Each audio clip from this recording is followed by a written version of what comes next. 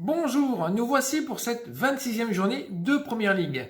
Lors de notre dernier essai, nous avons fait un 7 sur 10, qui est pas mal. Allez, attaquons dans le vif du sujet. Le premier match sera la rencontre entre Manchester City et West Ham.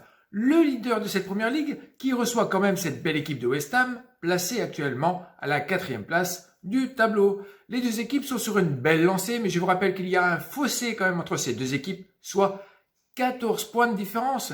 City à la maison, c'est 9 victoires, 2 nuls, 1 défaite, 25 buts marqués pour seulement 7 encaissés. Lors de leur dernier match, c'était face aux Allemands de Mönchengladbach en Ligue des Champions. Ils l'ont emporté sur le score de 2-0 et ce qui aligne du coup leur 19e match d'affilée sans défaite. En face, cette belle équipe de West Ham est invaincue depuis 5 rencontres à l'extérieur. Et comme la plupart des équipes jouées en dehors de son stade, c'est pas son point fort. Pourtant, bien qu'ils peuvent compter sur Souček et Antonio, la tâche risque d'être ardue tout de même face à Sterling, Foden, Mahrez ou même un Gundogan en forme. Lors des 5 dernières confrontations entre ces deux équipes, c'est un perfect de City. Et avec l'état de forme du moment du club londonien, je donnerai la victoire logique à City avec un score correct de 2-1 et pourquoi pas avec un but de Gundogan. Ensuite, on va aller sur la pelouse de West Brom qui recevra l'équipe de Brighton, actuellement à la 16e place. West Brom, à cette heure-ci, est dans du sable mouvant, bloqué à la 19e place du tableau avec seulement 14 points au compteur. À domicile, au vu de leurs 5 dernières rencontres, c'est quand même 3 défaites, 2 nuls. Pour 12 matchs joués, ils n'ont pris que 32 buts à la maison. C'est énorme et de loin la plus mauvaise défense de ce championnat. En face, Brighton se défend à l'extérieur avec 4 victoires, 4 nuls, 4 défaites pour 14 buts et autant quasiment d'encaissés. Bon, c'est pas la panacée non plus. D'un côté, on a Maupay, de l'autre, on a Pereira.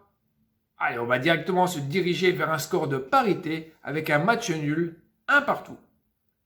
Allez, ensuite, on va embrayer sur Leeds-Aston Villa. Une rencontre plus attrayante entre le 10e et le 8e de cette première ligue avec seulement un point, un point de différence. Leeds à la maison, alors c'est 5 victoires, 2 nuls, 5 défaites avec un ratio plutôt positif. Ensuite, franchement, vu le match qu'ils ont fait contre SAF le week-end dernier, franchement, ils m'ont impressionné. Oui.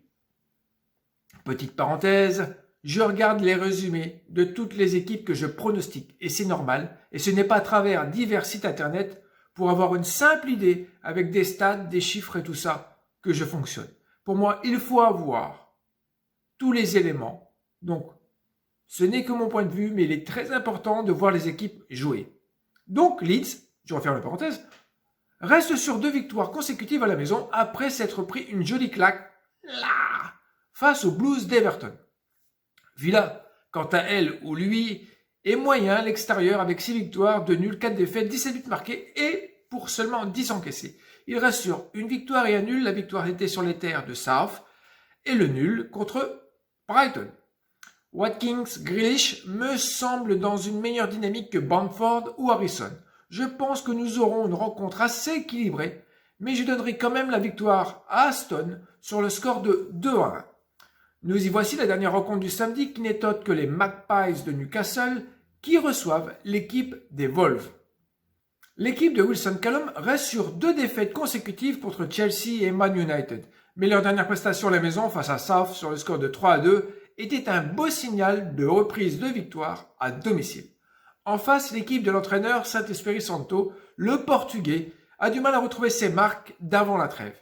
Mais il reste quand même lors de leur dernier déplacement sur une victoire face à l'équipe de South sur le score de 2-1 également, avec un but de Neves sur péno et de Neto avec une passe décisive de Neves. Effectivement, il est partout celui-là. Je pense qu'avant de démarrer la partie, Newcastle avait un désavantage. Tout simplement, leur buteur favori, le meilleur buteur, Wilson, ne jouera pas cette rencontre et pour moi, c'est celui qui aurait pu faire tourner la roue du bon côté. Alors, franchement, sans trop en rajouter, je donnerai tout simplement la victoire aux visiteurs sur le score de 1-0. Dimanche 13h, on va voir la rencontre entre Crystal Palace et Fulham. Alors, on le sait, Dès le début, il y a une liste importante de joueurs à l'infirmerie pour Palace. Ferguson, Hennessy, MacArthur, Sacco, Slope, Tompkins, Zaha et Wincam Connor, toujours pas remis de sa cheville, il me semble. À vue de nez, effectivement, ce n'est pas une rencontre équilibrée. Crystal est 13e, qui à domicile ne casse pas des briques. 4 victoires, 3 nuls, 5 défaites pour un ratio de moins 1,5. Quant à leur adversaire du jour, ils sont invaincus à l'extérieur depuis le début de l'année et ce qui est une très jolie performance en Angleterre. Ils se sont déplacés à Everton et contre les Spurs et ils sont revenus avec le point du match nul. Pour moi, c'est des jolies performances pour cette équipe qui est encore en relégation. Je suis poussé à croire qu'une surprise peut être réalisée lors de cette journée et ça sera le match avec la victoire du petit poussé sur le score de 1-0 pour Fulham. Et maintenant, c'est la deuxième rencontre, toujours à 13h, entre les Blues de Leicester et les Gunners d'Arsenal. Les Blues sont actuellement à la 3e place du podium à égalité de points avec Man United. Pourtant, bien qu'après avoir réalisé le bon coup d'avoir gagné sur la pelouse contre les Reds de Liverpool, ils se sont inclinés en Ligue Europa sur le score de 2-0 sur leur pelouse face au Slavia de Prague. Ce qui veut dire qu'ils sont tout simplement éliminés de cette Ligue Europa et pourront se concentrer à 100% sur leur propre championnat. En face, les Gunners, en 8e position, ils ont su s'imposer face au club portugais du Benfica sur le score de 3-2 avec un doublé d'Aubameyang et 2 passes décisives de Saka. Historiquement parlant, Arsenal 3 fois de suite s'est déplacé, 3 fois de suite est reparti avec 0 points dans l'escarcelle. Pourtant, cette rencontre, bien que mon cœur balance sous l'ancien club d'Arsène Wenger, je donnerai quand même la victoire aux Blues sur le score de 1-0 avec, pourquoi pas, un but de Vardy.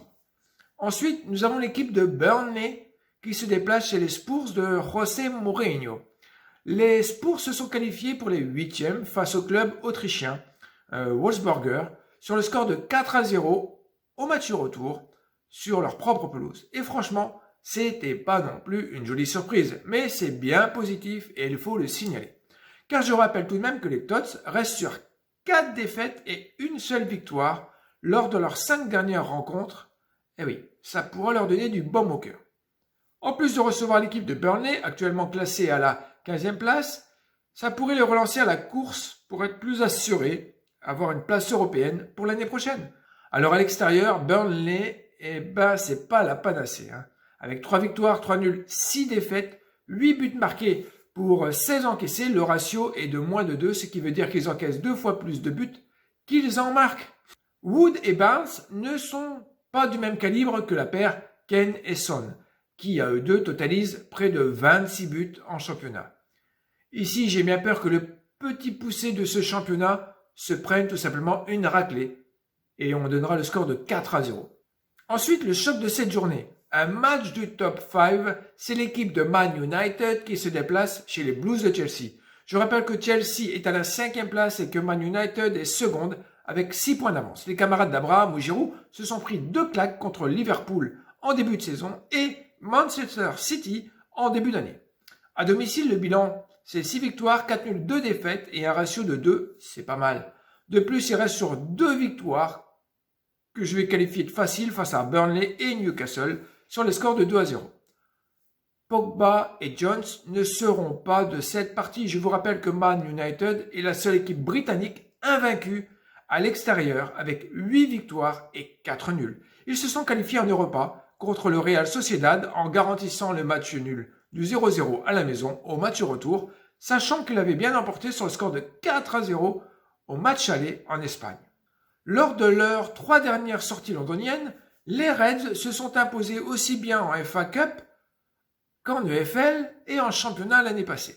Ce match est très compliqué, mais comme il faut se jeter à l'eau, je donnerai tout simplement la victoire à Manchester United avec au moins un but de Fernandes sur le score de 3-1 pour les Mancuniens.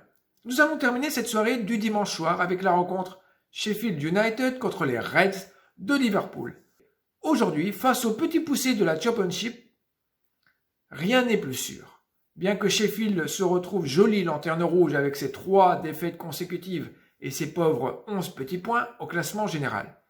Du coup, on s'en doute, À la maison, c'est pas flamboyant, 2 victoires, 1 nul, 9 défaites, avec un ratio de moins de 2, c'est la misère.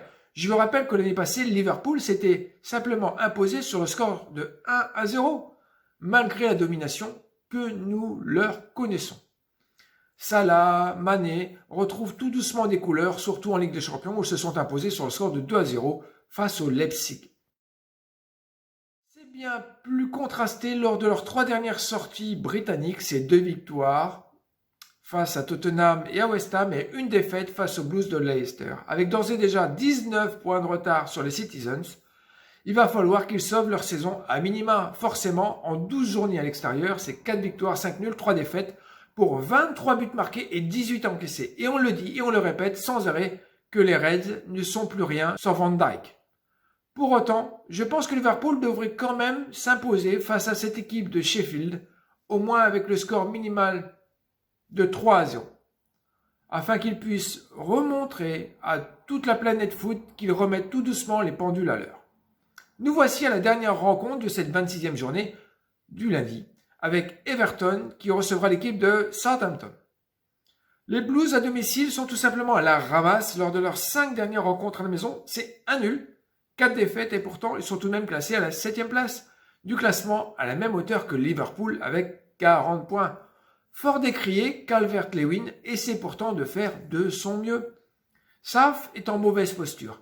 Placée à la 14e place de Premier League, elle aussi elle a besoin d'un bon alignement des planètes.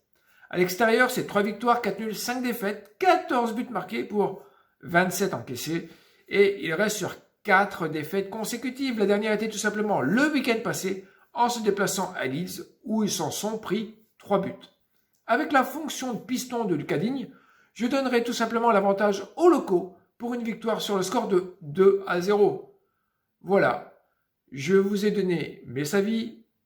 Vous savez aussi bien que moi que ce n'est pas un exercice facile, mais si ça vous permet d'avoir un peu plus de clarté dans vos décisions pour ce week-end, alors j'en serai ravi. Merci d'avoir regardé cette vidéo jusqu'au bout. Si vous avez apprécié le contenu, n'hésitez pas à mettre votre plus beau pouce bleu qui bien sûr m'encourage et je vous en remercie d'avance. Passez un très bon week-end avec vos proches et votre famille et je vous dis à bientôt. Bye.